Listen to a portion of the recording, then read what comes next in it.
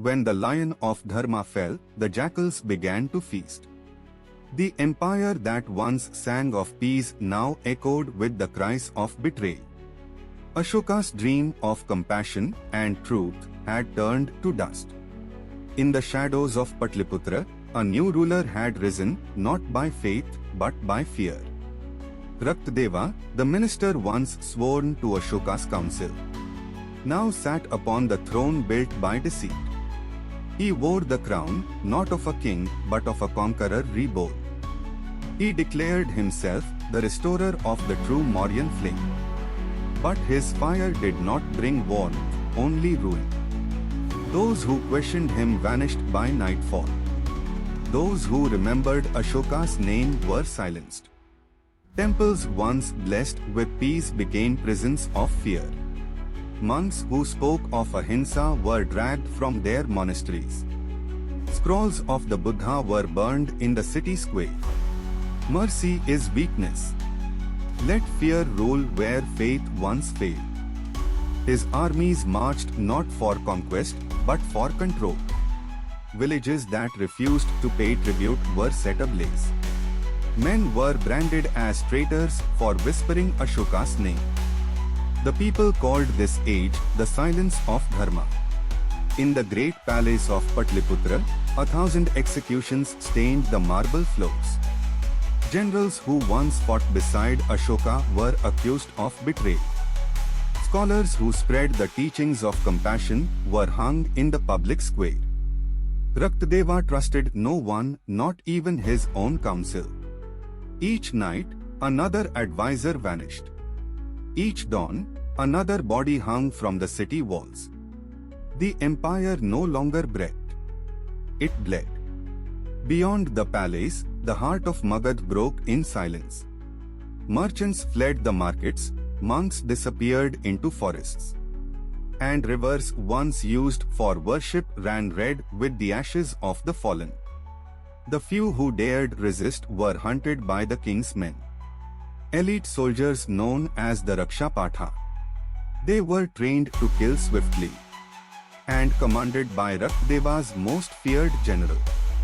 Commander Bharat, a man said to feel no pain and show no mercy. But even in the darkest night, one lamp still burned. In a forgotten monastery along the Ganges. The last disciples of Ashoka's secret order, the Ananta Dharma Neeti, waited in silence.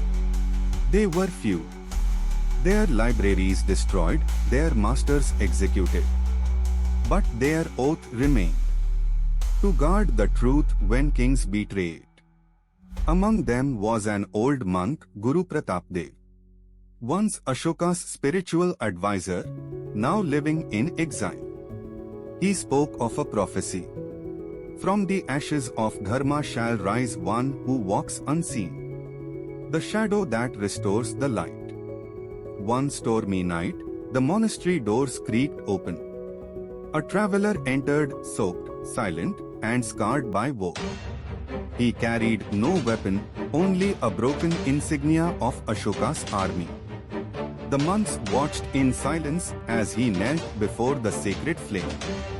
He spoke few words. The empire has fallen, and its soul with it. Teach me how to bring it back. Guru Pratapdev saw the fire in his eyes. The same fire Ashoka once carried before Kalinga. His name was Veera.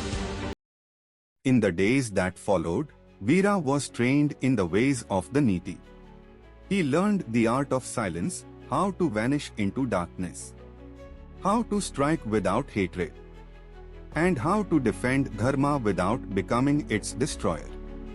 His teacher whispered, "The blade is not for vengeance.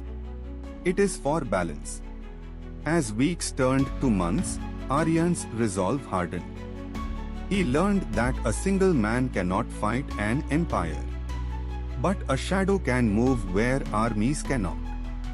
One evening, as the monks prayed, a wounded villager stumbled into the monastery.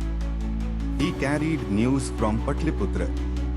Raktadeva had begun purging entire families accused of disloyalty. Even children were not spared. Among the dead was a name Aryan knew. His childhood friend, Captain Devraj, executed for refusing to burn a monastery. Aryan's heart burned with silent rage. But his master reminded him, "Do not fight anger with anger. Fight darkness with truth." That night, Aryan stood before the sacred flame and took his vow.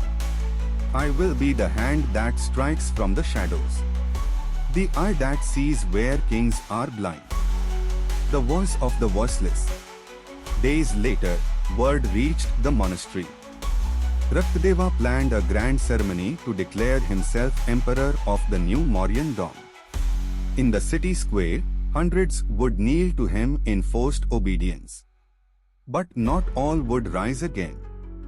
The monks prepared Aryan for his first task. Not to kill, but to warn. To deliver a message to the people of Bharat. The shadows still live. As he wrapped his hood and stepped into the storm, the Guru whispered, "Remember, Veera. The blade kills the body. The truth kills the lie." That night, under the shroud of rain, a figure moved unseen across the palace walls. He carried no army, no flag, only conviction. Below him, Raktadeva's empire celebrated its false dawn. But as the first light of morning broke, a new mark appeared on the palace gate. The Trishula within a circle of fire. The symbol of the shadows had returned. And with it, the empire's reckoning had begun.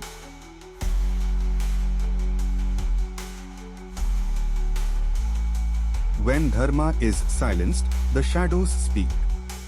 When kings forget truth, the unseen remember.